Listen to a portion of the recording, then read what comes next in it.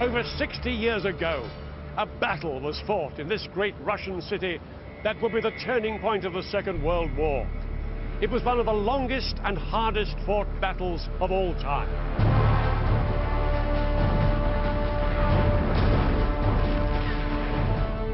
For 5 months, German and Soviet troops fought each other street by street, building by building, and room by room. Ferocious German attacks met exceptionally stiff Soviet resistance. It led to the most intense fighting of the Second World War. I'll be revealing what it was really like for the soldiers on the ground. And I'll be explaining how the leaders' tactics drove their armies to the brink of destruction. The stakes could not have been higher. The outcome of the entire war hung on what happened here in 1942, in the Battle of Stalingrad.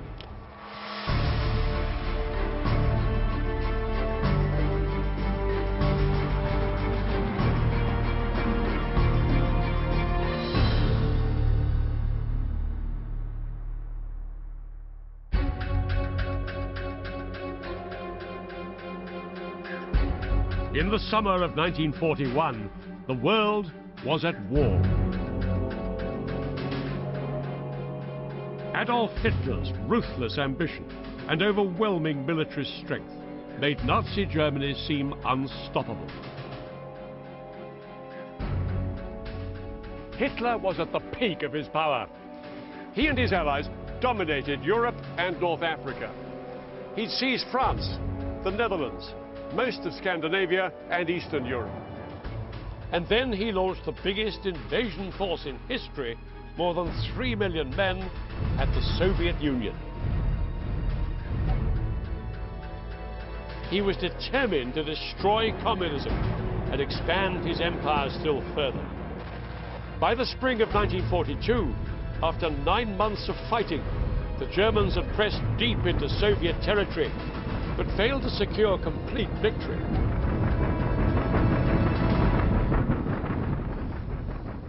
So in April, Hitler drew up a new battle plan. In the far south of the country, there were vast oil reserves, crucial to the Soviet war effort. Hitler wanted to stop the oil getting to Soviet troops and industry, first by preventing oil tankers transporting it up the river Volga, and then by seizing the oil fields themselves. Oil was the key to the war. Hitler knew Stalin would fight tooth and nail to protect his oil. Without it, the Soviet war machine would grind to a halt.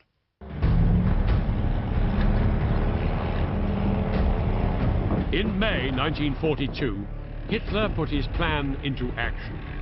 He sent 2 million men, nearly 2/3 of all his troops in the Soviet Union, through the Russian steppe towards the oil fields.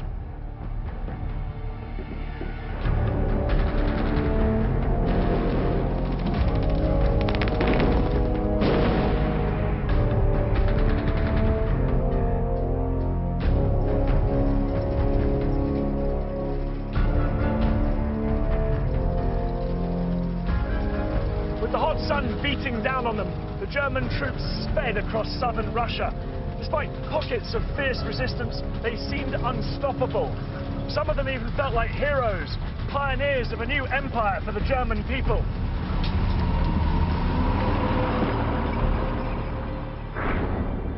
What great spaces the Soviets occupy. What rich fields there are to be had here after the war is over. Only, let's get it over with quickly. I believe that the Führer will carry the thing through to a successful end. The speed of the German advance, their technical superiority, and the experience of their troops was too much for the Soviets. Throughout May and June 1942, Soviet troops fell back in widespread disarray. Hundreds of thousands were killed or wounded as they conceded swathes of land to the advancing Germans.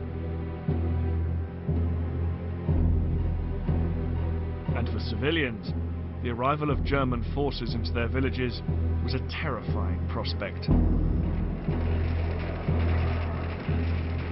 Nazis murdered, raped, looted, without hesitation.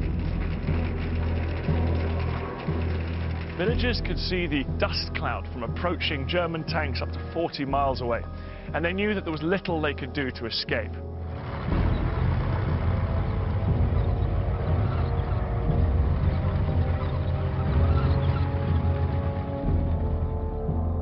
Some were rounded up and transported to prison camps. Others were killed on the spot and their bodies discarded.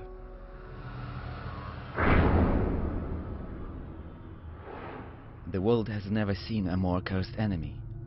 I have seen how the enemy treats the civilian population, stealing everything and killing wives and children.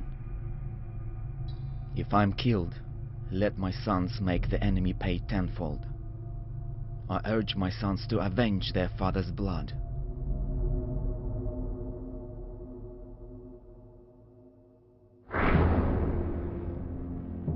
Throughout June and July 1942, Hitler's generals reported German victories ever deeper into southern Russia. Hitler was so confident and impatient for victory that he decided to alter his plan of attack. Instead of trying first to block the Volga and then take the oil fields, he decided to attack both targets at the same time. One army would drive south to the oil fields. The other would seize a city on the banks of the Volga that would give them a stranglehold on the river's vital supply line. It was the city that bore the name of the Soviet leader himself. Its name was Stalingrad.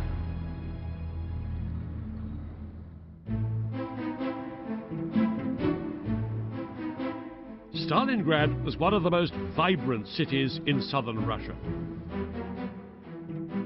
Huge factories made equipment for the army, and workers could relax by strolling along the grand boulevards and parks leading down to the banks of the river. The city was the showpiece of the Soviet Union and its leader, Stalin. Joseph Stalin was a ruthless dictator. Stalin wasn't his real name, but it meant man of steel and fitted his terrifying reputation. His orders had led to the death of millions of Soviet citizens. He had absolute control over the Soviet war effort and was now increasingly alarmed by the German advance.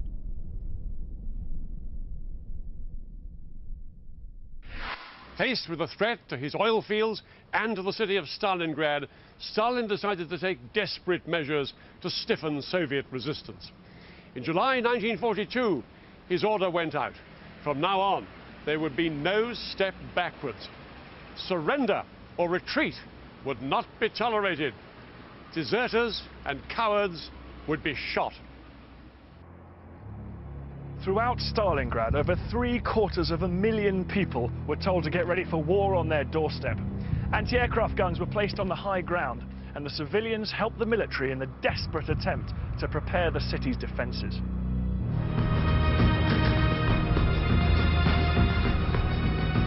Women and children helped dig anti-tank trenches and built bomb shelters under the city streets. Soviet soldiers began to surround the city, and brutal anti-German propaganda filled the newspapers. One very famous piece of Soviet propaganda was published in the form of a poem. It urged Soviet troops to kill Germans. It said, "Kill him, so tears should flow in his home, not in yours. Kill him, every time you see him." The tone was being set for one of the most savage battles in modern history.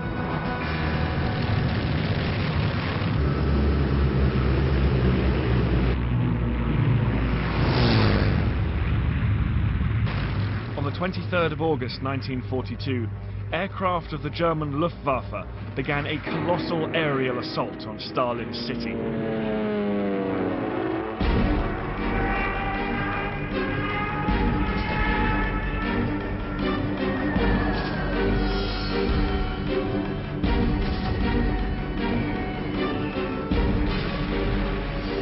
German pilots flew 2,000 sorties, dropping 1,000 tons of bombs in 48 hours, even more than was dropped on London at the height of the Blitz. Incendiary bombs turned neighbourhoods of wooden houses into infernos. Even the modern brick buildings of the city centre were gutted by flame. The air was thick with smoke, and in every direction the city was ablaze. Homes and factories burned uncontrollably through the night.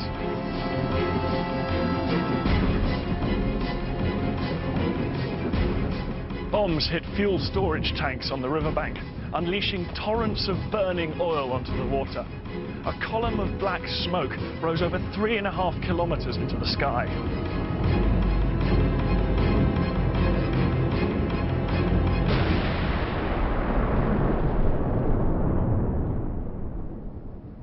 The first few days of the bombardment, civilians were refused permission to evacuate the city. Their only chance of survival lay in finding shelter in basements and cellars. But for many it was hopeless. Over 25,000 Russians died in just 2 days. There are planes flying day and night. My heart is bursting. I don't know what to do and what's going to happen to us. I have got nowhere to go to, and I don't want to die here. You say to me in each letter that we'll see each other soon. Your words make me glad, my dear, but it seems to me that we're unlikely ever to meet. I think we have already parted forever.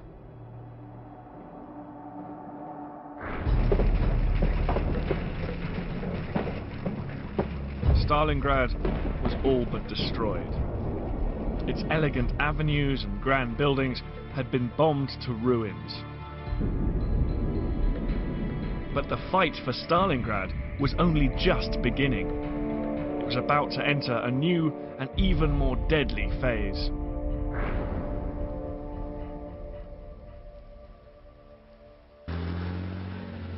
Hitler now ordered over 100,000 ground troops to seize Stalingrad and deliver him a rapid victory. The task was given to the men of the 6th Army. It was Hitler's most powerful and best equipped force. They'd stormed through Poland, France and the Ukraine and never known defeat. Their commander was General Friedrich Paulus. He was a fine strategic planner, but not an inspiring leader. Above all else, he was totally loyal to Hitler.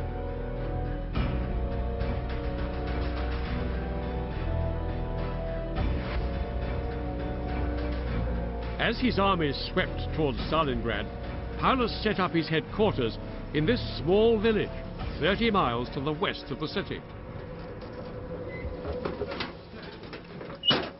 Paulus understood his task very clearly.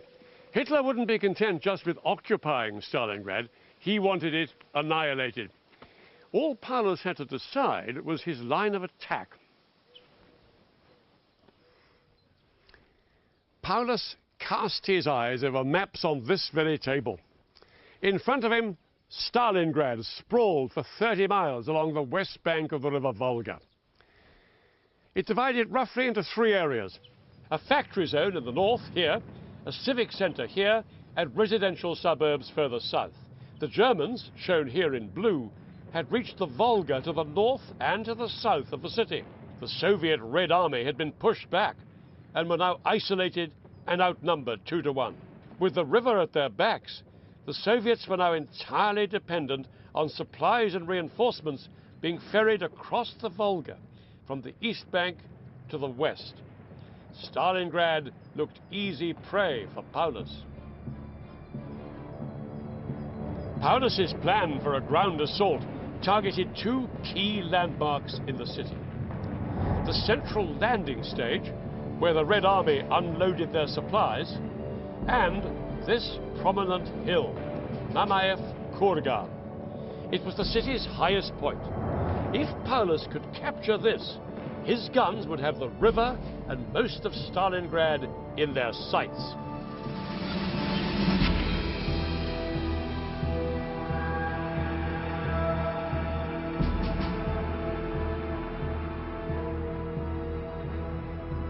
You can see at a glance how vital this hill is. Commanding the city as it does, right the way along the Volga River, from the industrial area behind me down to the city centre right there.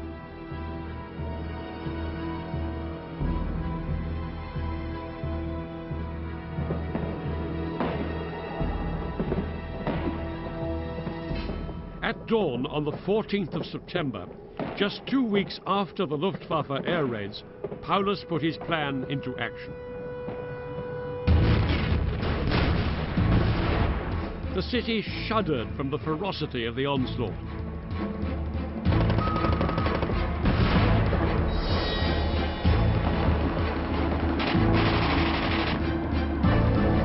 And with each passing hour, the Soviets were rapidly losing control.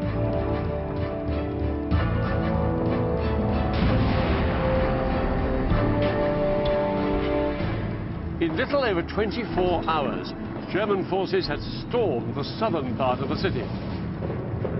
The main railway station was in their control, and the landing stage was surrounded and under heavy fire. Mamayev Kurgan, the city's highest point, was also under attack from the Germans. The main Soviet force defending the city was the 62nd Army, but it had been battered by air raids and was having difficulty holding off the German attacks.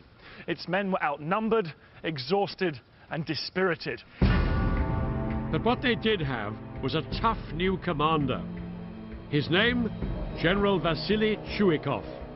He was chosen for being a dogged and instinctive fighter with an almost unshakable nerve. But he knew his troops inside the city were on the verge of collapse.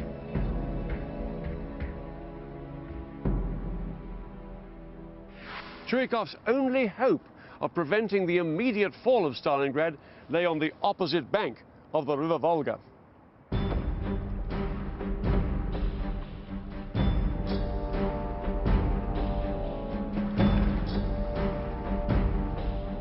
Here on the east bank, there were 10,000 Soviet reinforcements preparing to enter the city. They were elite troops, but they were short of ammunition, and 1 in 10 of them didn't even have a rifle. Nevertheless, at 7 p.m., they received orders to cross.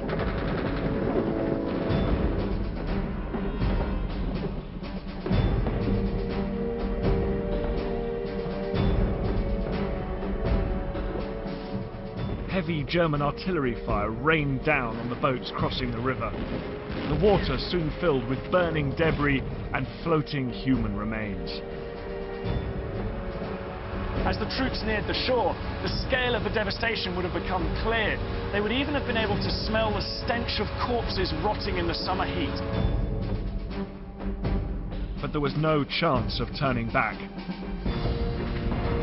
Chuikov's reinforcements were thrown straight into the heart of the battle. Some stormed the shore and secured the landing stage. From there they moved quickly through the streets in order to retake the main railway station. Others joined the battle for Mamayev Kurgan, where the fighting was increasingly ferocious.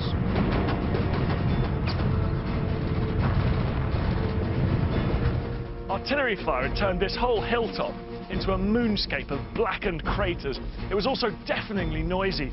One Russian soldier compared it to having steel needles pushed through his eardrums into his brain. Bodies of the dead and wounded lay everywhere throughout the city. We are often sent into battle armed with nothing but our bare hands. And this is happening not just to our division, but to others too. People, hungry and exhausted, launch into battle with bare hands. That's how we are fighting. Things are bad.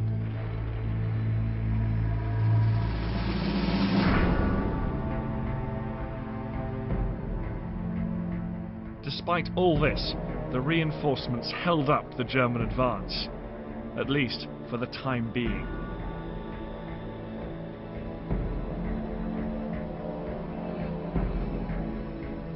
But it came at a terrible cost. 80% of those Soviet reinforcements were killed or wounded within a week.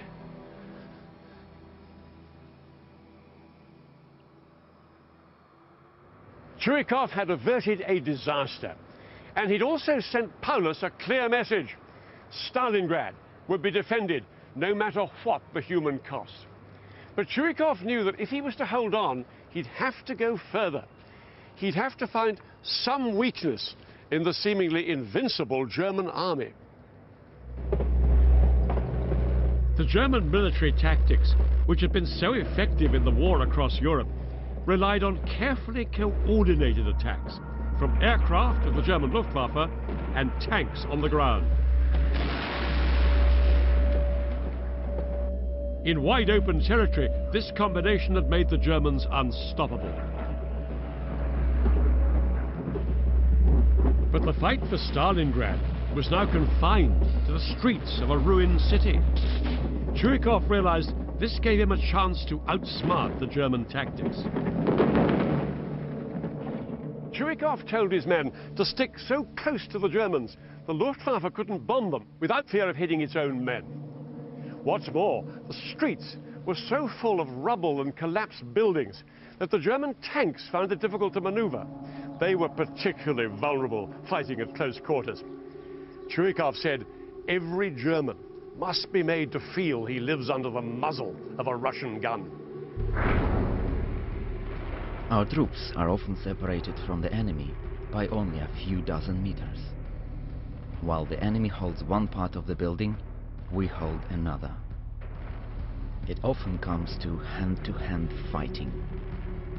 The hand grenade, the bottle of incendiary fluid, the bayonet. Such are the weapons which are often used in street and house-to-house fighting.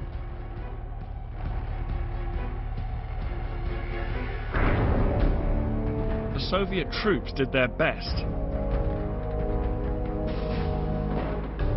But the Germans' overwhelming firepower was still too much for them.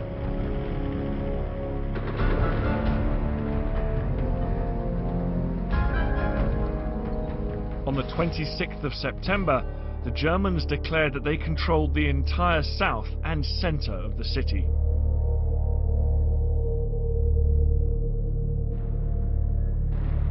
But Churikov's troops still stubbornly refused to give in. And now, hiding in the ruins of the city, they found a new way to strike back at the Germans. Snipers were an invisible predator that could kill without warning.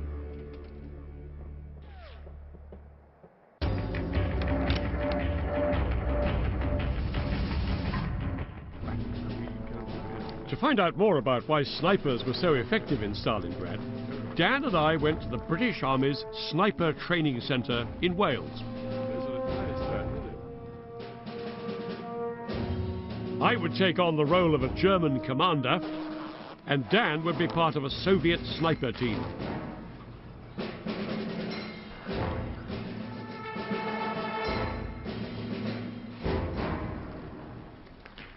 What we have set up here, Peter, is your headquarters, and it would be far enough back from the front line to provide you with some limited protection, but it would be close enough for you to influence the battle. My headquarters also had radio operators working inside, and a machine gunner to protect me. The task for Dan and his sniper team was to disable the headquarters, either by shooting me or my team. In this exercise, it would count as a hit if the sniper could identify the letter written on my helmet and then fire a blank round. We also gave a letter to the machine gun sentry. So the targets were Q, Quebec, and D, Delta.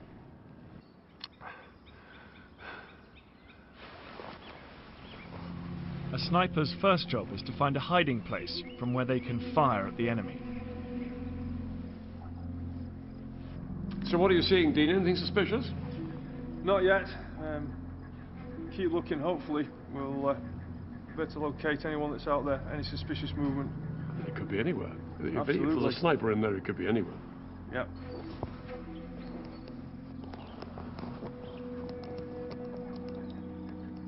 It would have been extremely difficult in a large city that been so devastated like Stalingrad to identify a sniper moving around and in position.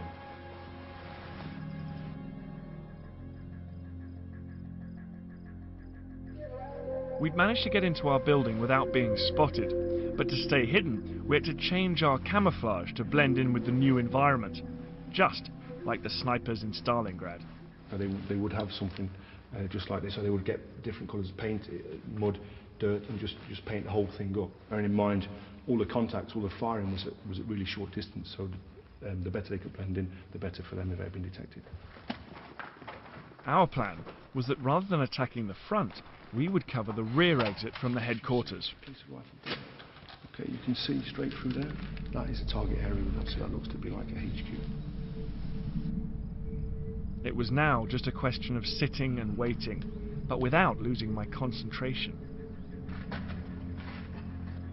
As I'm sitting here, I'm realising that one of the real challenges to being a sniper is maintaining that focus, and the guys at Stalingrad would be doing that for a day or even longer, and you just don't know when the target's going to appear, and as a result you've got to be, your nerves are on edge the whole time.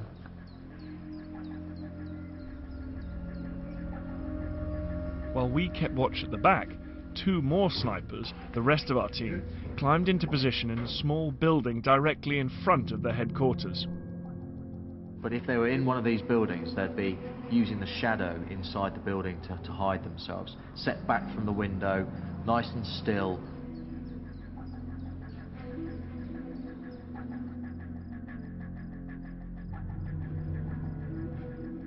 The team at the front were now in position. They decided to attack the machine gunner because he was the most immediate threat. Okay, enemy on target. Seen. Delta. Wait.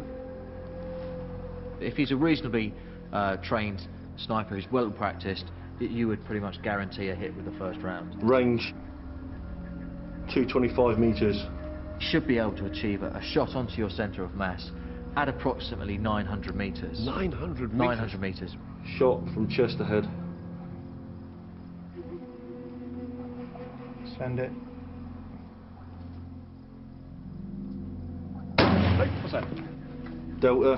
Target down. We've got to move. Delta confirm kill. Inside the building, I thought I would be safe from the snipers. Right. We know he's out there somewhere. Confirm 1 kill. Delta is down. All other call signs moved into the building. With our target inside the building, we decided to use a tactic used by snipers in Stalingrad. We called in artillery fire onto his headquarters to force him out into the open. Hi Zero, this is 20 Delta. All call signs in building. Request Alpha 1, 1 Alpha. Fires X-ray 001, 5 now, over. Now they're shooting at us. Artillery. Right, I see artillery going in now, so you should push them out to the back. It would only be a matter of time before we got a direct hit from the mortars onto this location. We've got to move. Okay. We decided to move to our vehicle at the back of the building and used smoke to hide ourselves from the snipers at the front. We now have smoke being thrown, obscuring our view.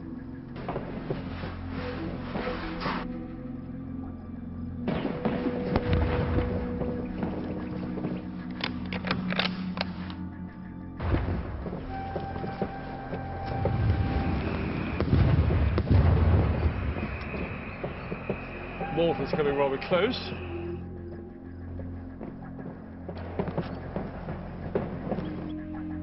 Yeah, I can see a Q on his head. I had a shot. I had a shot in from somewhere over there, goodness knows where. I think that might have been Dad. So that's me done for. Absolutely. Here they are. Hi, Dan. I had no idea where you were. No idea at all. But we could see you. You sure you hit me? Absolutely. I mean, William was quite frightening because I had absolutely no idea where you guys were. It just demonstrates how a very small number of people lightly equipped can keep a serious command post in real trouble. Well, really, really quite terrifying it must have been. You don't see them at all. They have established themselves in houses and cellars and are firing on all sides, including from our rear. Barbarians. They use gangster methods.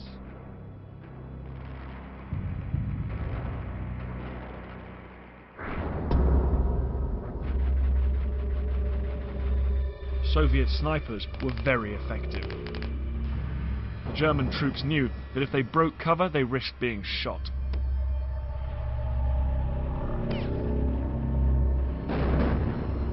German snipers were soon brought into the city as well. And as the fighting raged above the ground, the soldiers were increasingly driven down into a terrifying new arena.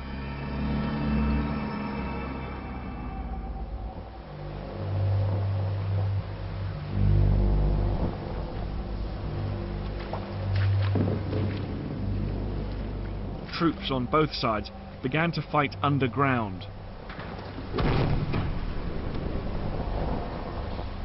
Soldiers roamed through cellars, tunnels, and even sewers like this one, as they attempted to gain an advantage over the enemy. The German soldiers soon had a new name for this kind of fighting. They called it Rattenkrieg, War of the Rats. It was fighting of an intensity and terror unlike anything the soldiers had experienced before. It's hot, it's filthy, and it's stinking. And of course they knew that anywhere in the darkness, the enemy could be waiting for them.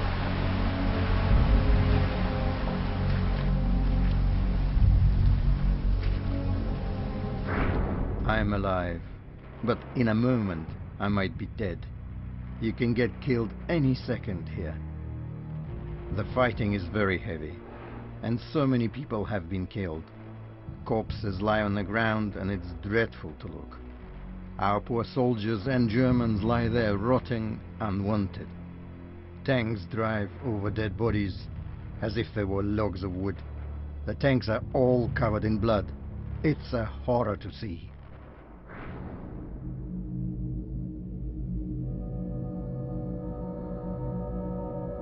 In mid-October, after over a month of fighting, buildings had been reduced to empty shells. Thousands of civilians were inside the city. Some stole food to survive, but many more died of starvation or from drinking polluted water.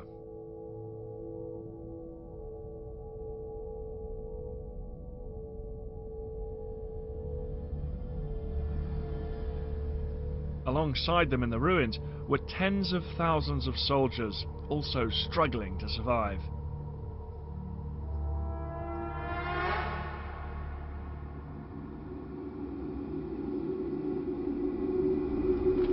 The fight for Stalingrad had descended into a vicious series of battles over individual buildings, sometimes with the Soviets and the Germans on different floors of the same one. Troops could spend days trapped in a single room. In all the chaos, any sign of a clear front line simply vanished. But despite the tenacious Soviet defense, the Germans were increasing their stranglehold on the city.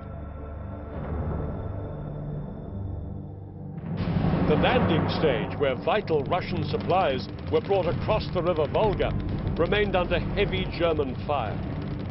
And fighting continued to rage for control of the city's highest point, Mamayev-Kurgan. It had now changed hands several times, without either side establishing control. After 6 weeks of fighting, the German forces had managed to gain control of much of the shattered city.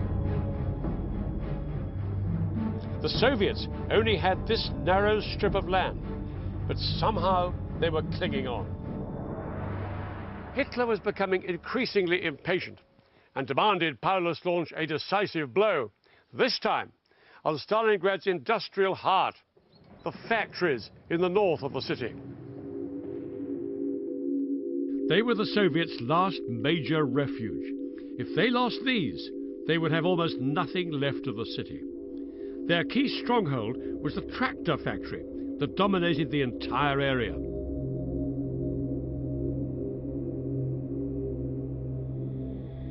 The factory had been converted to tank production to support the war effort, and despite the battle raging around it, tanks continued to roll out through its gates.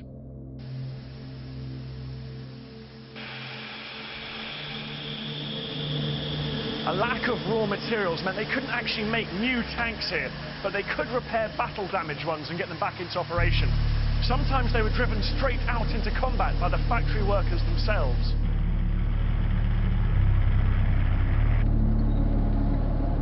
but that was soon to end.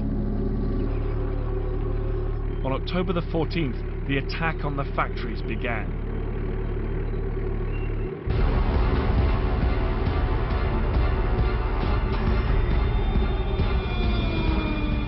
Luftwaffe air raids blitzed the entire factory district.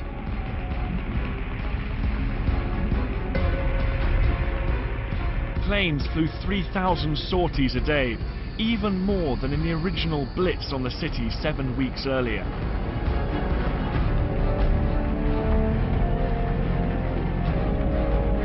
Supported by 200 tanks, thousands of German infantry began to storm the factory complex. Explosions shattered these enormous windows, sending deadly shards of glass raining down on the troops below. Even by the brutal standards of Stalingrad, it was clear that the fight for the city had reached a new level of ferocity.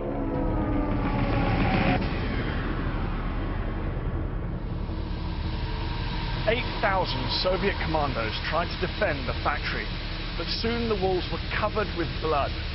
Over half of them were killed or wounded, including their commander. He was buried alive up to his neck in rubble when his command post received a direct hit. He was rescued a few hours later, but he collapsed in shock when he tried to tell General Chuikov what had happened. With the resistance in the factories crumbling, Chuikov realized that even he would now have to retreat. The German advance through the factory district forced Chuikov to pull his headquarters back here to the bank of the Volga. He was suffering severe casualties. More than a quarter of all his men had been killed or wounded since the attacks on the factories began.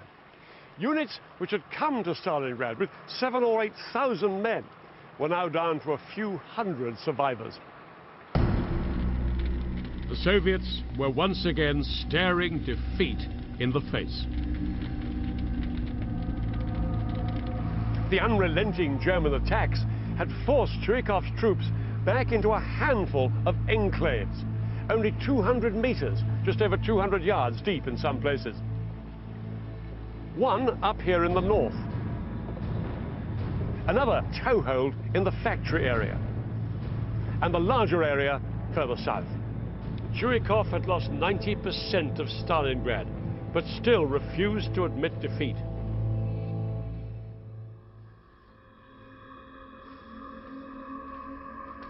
The battle was well into its third month, and the heat of the summer was a distant memory. Temperatures had plummeted to well below zero. But just as it seemed that things couldn't get any worse for Chuikov's men, the river Volga started to freeze. This made it hard for boats to ferry supplies into the city.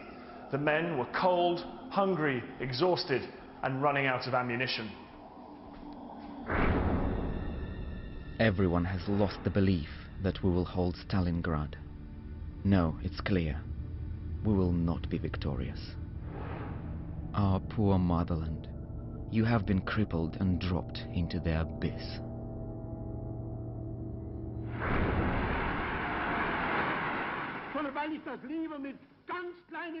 Hitler was now convinced that the city was finally in his grasp.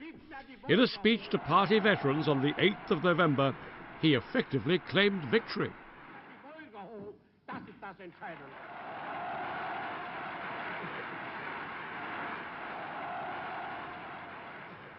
But the Germans were in for a dreadful shock, because while Hitler was obsessed with the fighting in the city, Stalin's high command had been planning a bold offensive that would change the course of the whole battle.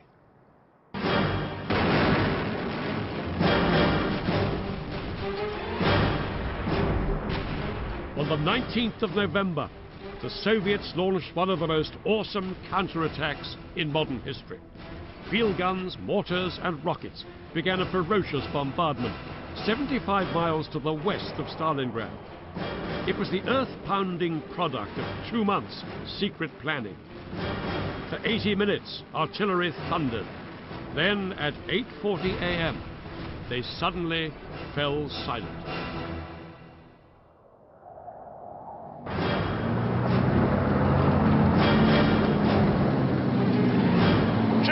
Later, wave upon wave of broke out from beneath their camouflage. The key phase of the Soviet battle plan was now underway. Hundreds of thousands of Soviet troops and thousands of tanks had been hidden in the countryside around Stalingrad, and now they were on the attack. The weather was appalling. Snow and freezing fog made it almost impossible to see where they were going. Urged on by their commanders, the troops surged forward. Infantrymen carrying their rifles ran alongside the tank, and some even hitched a ride. They clung on the back up here, as the tank plunged through gullies and banks of snow.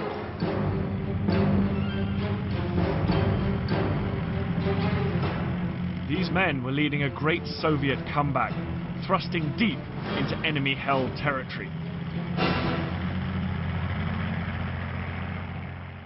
Paulus got the news at his headquarters here.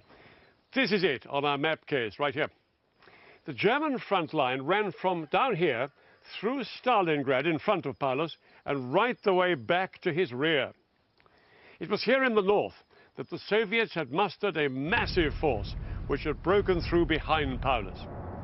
There was even worse news to come. Just 24 hours later, more Soviet tanks broke through the front line in the south and headed north to link up with the others. Soviet forces were closing like huge jaws around Paulus and his entire 6th Army. On the 24th of November, the jaws closed near the town of Kalach. The terrible reality dawned on Paulus. As many as 300,000 men in Stalingrad and the surrounding countryside were trapped in an area that became known as the Kessel, the German word for cauldron. The Soviet troops were jubilant. They had outwitted and outmaneuvered the Germans. Just 5 days before, the Soviets had been on the brink of defeat in Stalingrad. Paulus was stunned. No one had believed the Soviets had the strength to mount such a massive operation. Paulus asked Hitler permission to withdraw from Stalingrad and to punch a hole in the ring of Soviet troops surrounding him. But just like Stalin 4 months earlier, Hitler told his troops there was no question of their being allowed to withdraw from Stalingrad. Hitler ordered his troops inside the Kessel to continue fighting, while he prepared 2 tank divisions to break through the encirclement from the outside. But it would take weeks for the forces to get into position and ready for the assault. Inside the Kessel, cut off from their supply lines, conditions for the trapped German troops were deteriorating rapidly. Food, fuel and ammunition were all running out. To make matters worse, many of the German soldiers had never received their winter uniforms. There was little they could do except huddle together in whatever shelter they could find. Hitler's decision to leave his army trapped inside the Kessel was an enormous gamble. He believed he would be able to keep them fighting with the support of an airlift.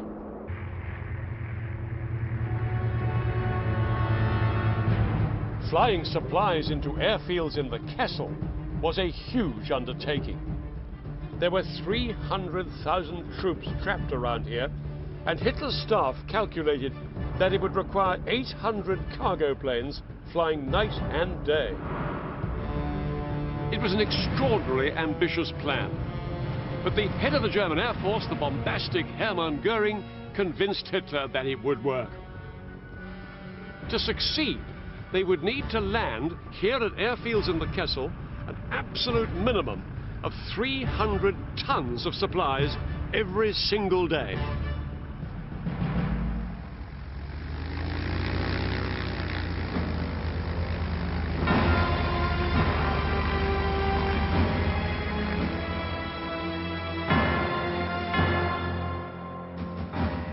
But they had made some fatal miscalculations.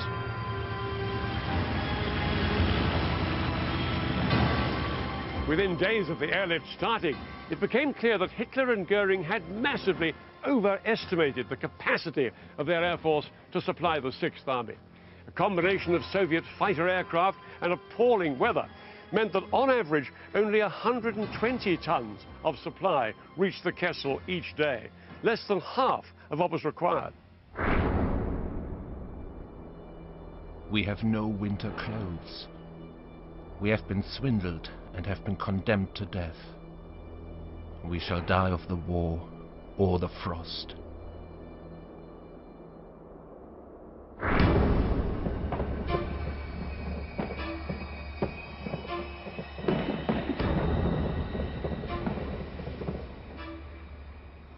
Inside Stalingrad, the fighting continued, and the Soviets unleashed a new kind of assault. Day and night, loudspeakers throughout the Kessel broadcast propaganda messages in German. They called Stalingrad a mass grave and urged German soldiers to surrender.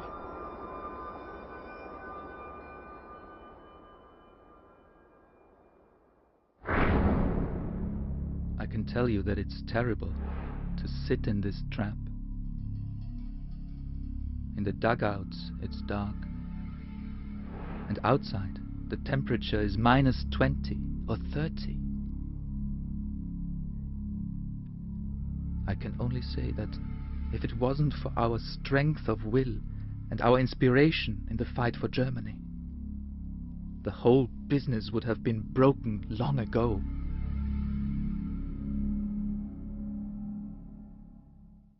Despite the psychological battering, the frostbite and the starvation, most German troops still refused to surrender.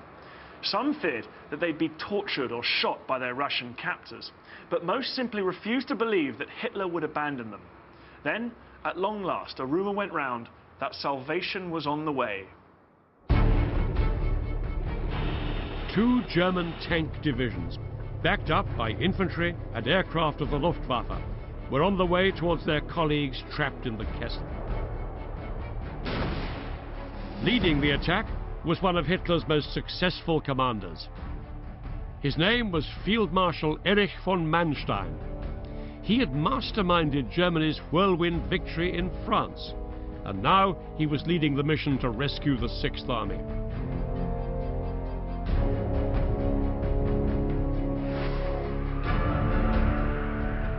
With the airlift failing, everybody realized that this was the last chance for the starving troops. Manstein's tanks had to break through the front line, which was now down here, and then fight their way across the Soviet-controlled territory surrounding the Sixth Army.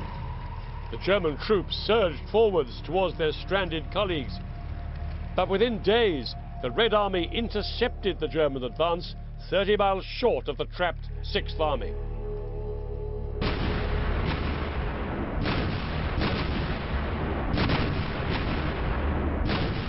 The Soviet defenses had formed an impenetrable barrier, and Manstein's rescue attempt could advance no further.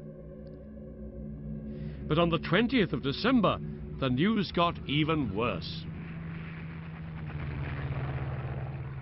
Manstein heard that the Soviets had launched a new offensive way off to the west, which threatened to cut off all the German forces in southern Russia.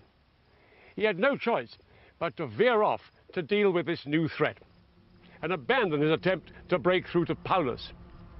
With Manstein's departure went the last hope of the Sixth Army. The Russian radio has announced the defeat of Manstein.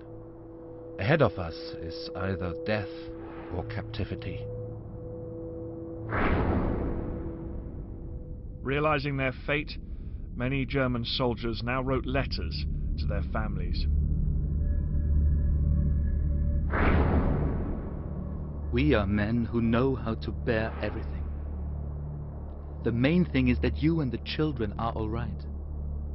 Don't worry about me. Nothing can happen to me any longer. Today, I have made my peace with God. I give you all my love and 1,000 kisses. I love you to my last breath.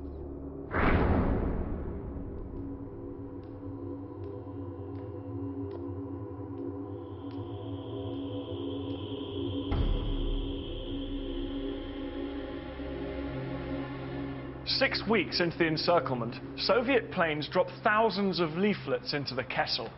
They promised the Germans safety, food and medical attention if their commander conceded defeat.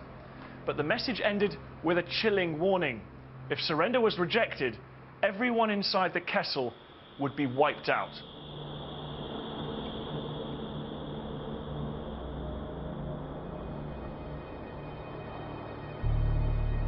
Once again, Hitler refused to allow his troops to surrender. So on the 10th of January 1943, the Soviets began the final operation to destroy all German troops that remained inside the Kessel.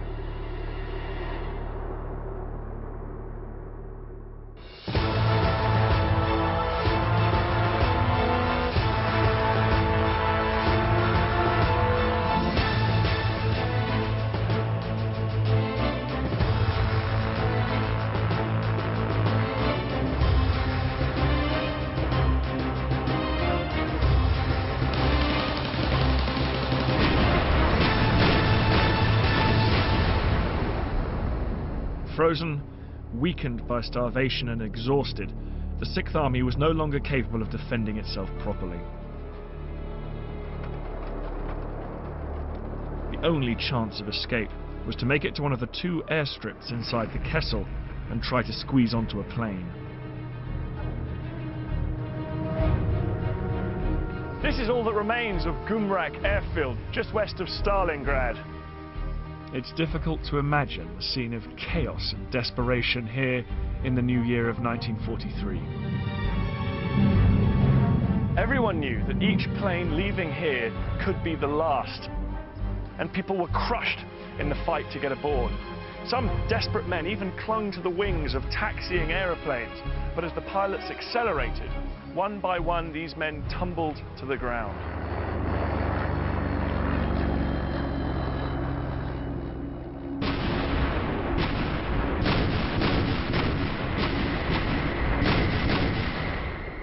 For 2 more weeks, German troops inside the Kessel were pushed relentlessly back. The German airfields were soon overrun. Now there was no way out. Survivors were chased into the freezing ruins of Stalingrad. Among them was General Paulus.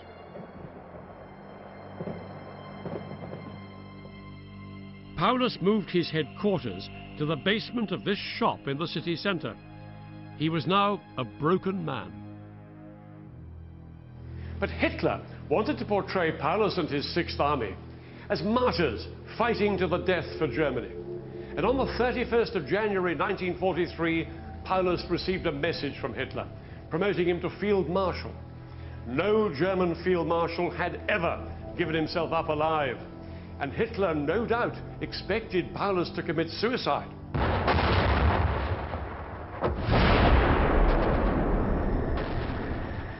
Within hours, Soviet troops had surrounded Paulus.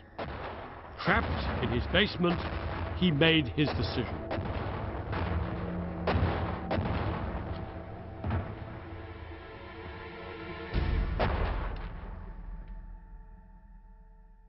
At 7:45 a.m. on the 31st of January 1943, Paulus chose not to commit suicide, but to surrender himself. Under armed guard, he was taken to a house on the outskirts of the city.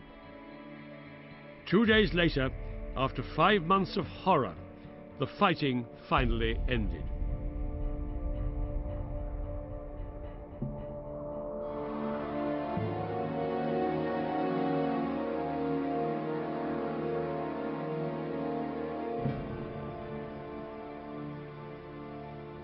The Battle of Stalingrad was over. The whole world had witnessed a catastrophic defeat for Hitler's Nazi empire. And for the Führer himself, it was a personal disaster. He'd been totally committed to victory and was now utterly humiliated. The aura of invincibility that had surrounded Hitler's army for so long was gone forever. In Stalingrad alone, 150,000 German troops had been killed. And 90,000 more were now beginning the long, slow journey to Soviet prison camps. Only 5,000 of them would ever return home.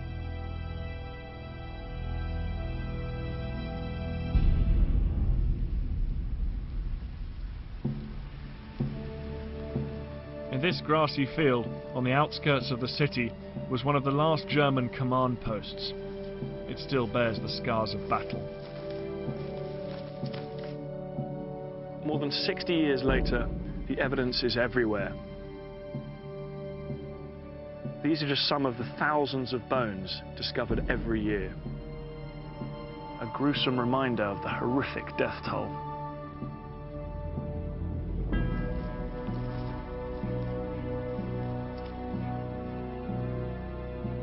Although his city lay in ruins, Stalin had won.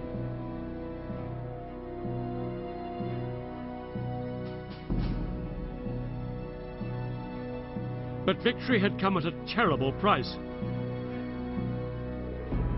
The Soviets lost more men and women during the Stalingrad campaign than Britain and America lost during the entire war.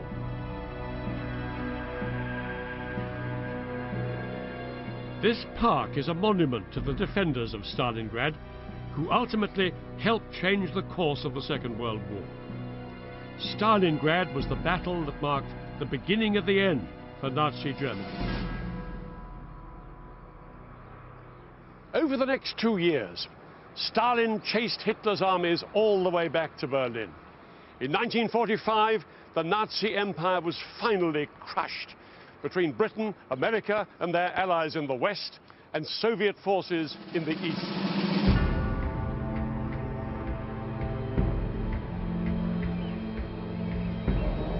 The irony is that Stalin went on to replace one oppressive empire in Eastern Europe with another of his own. And the Soviet Union, which had been the West's ally during the Second World War, became its bitter opponent during the Cold War, which lasted another half-century.